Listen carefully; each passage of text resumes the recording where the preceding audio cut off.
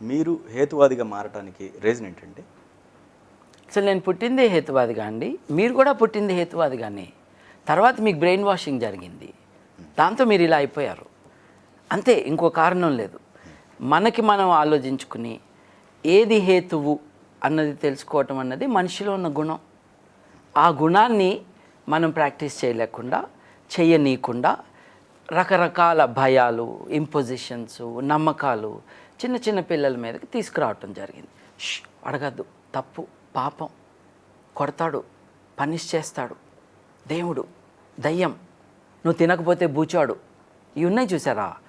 ఇవన్నీ కూడా ఒక చిన్న పిల్లవాడు, చిన్న బిడ్డ, పసిబిడ్డ పెరుగుతున్న కాలం అంతా కూడా భయాలతో పెంచిన కారణంగా, మంచిని ఉద్దేశించే, ఎవరు పిల్లల్ని పాడు చేయాలని కాదు, పద్ధతి మట్టుకు తప్పు చేశారు.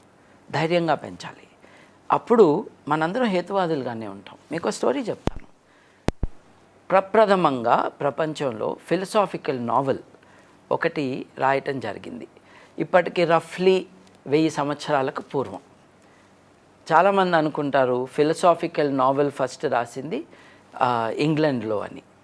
కానీ ఇది జరిగింది అప్పుడు అరబ్బులు పాలిస్తున్న ప్రాంతంలో. కుంతీదేవిలాగానే సామాజిక ఆచారాలకి వ్యతిరేకంగా ఒక యువతి ఎవరికీ తెలియకుండా ఒక బిడ్డని కంటుంది. తర్వాత ఆ బిడ్డని ఎవరికీ చూపించుకోలేక ఒక చిన్న దోణి లాంటిది చేసి దాంట్లో బిడ్డని పెట్టి వదిలేస్తుంది. దుర్మార్గురాలు బిడ్డని వదిలేసింది తల్లి. అప్పుడు నీళ్ళకు కొట్టుకుంటూ ఇది ఒక తీరానికి చేరుతుంది. ఆ తీరం ఒక ద్వీపం. ఆ ద్వీపంలో మనుషులు ఉండరు, నిర్మానుష్యంగా ఉంటుంది. కానీ లేళ్ళు ఉంటాయి. ఒక లేడీ ఆ బిడ్డను పెంచుతుంది. It's a story, it's a novel. అయితే ఈ బిడ్డ పెరిగినప్పుడు మనిషి యొక్క, అంటే వేరే మనుషుల యొక్క ఏ ఇన్ఫ్లుయెన్స్ లేకుండా, నమ్మకాల ఏ ఇన్ఫ్లుయెన్స్ లేకుండా ఈ బిడ్డ పెరుగుతుందన్నమాట. ఇబిన్ తుఫైల్ రాసిన నవల ఇది. ఆ బిడ్డ హేతువాదిగా పెరుగుతుంది.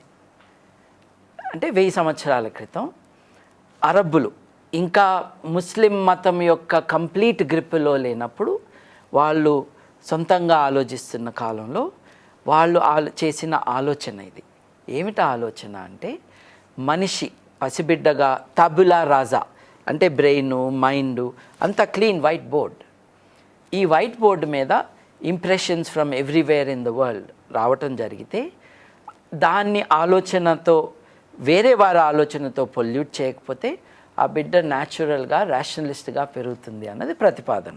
అది ప్రూఫ్ కాదు, it's a story. I just want to tell you this.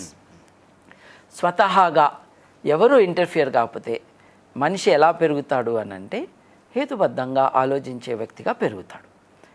హేతుత్వం అన్నది ఎంఎన్ రాయ్ గారు చెప్పారు, it is a reflection of the rhythm of the cosmos అన్నాడు. Reason is the rhythm of the cosmos. అంటే ఒక లయ ఉన్నది ఈ విశ్వంలో. ఆ లయని అర్థం చేసుకుంటేనే మనం దాన్ని scientific understanding of the universe అని అనుకోగలుగుతున్నాం. ఆ లయకి మనం ట్యూన్ అయితేనే మనం ఈ జీవితాన్ని మనం గడపగలం. If you are out of tune with the rhythm of the cosmos, you are dead. ఇట్లాంటి డెవలప్మెంట్ ఏదైతే ఉందో, tuning yourself to the reason in the universe is rationality. హేతుబద్ధంగా బతకటం అంటే విశ్వంలోని నియమాలను అర్థం చేసుకుని వాటికి అనుగుణంగా బతకగలగటం.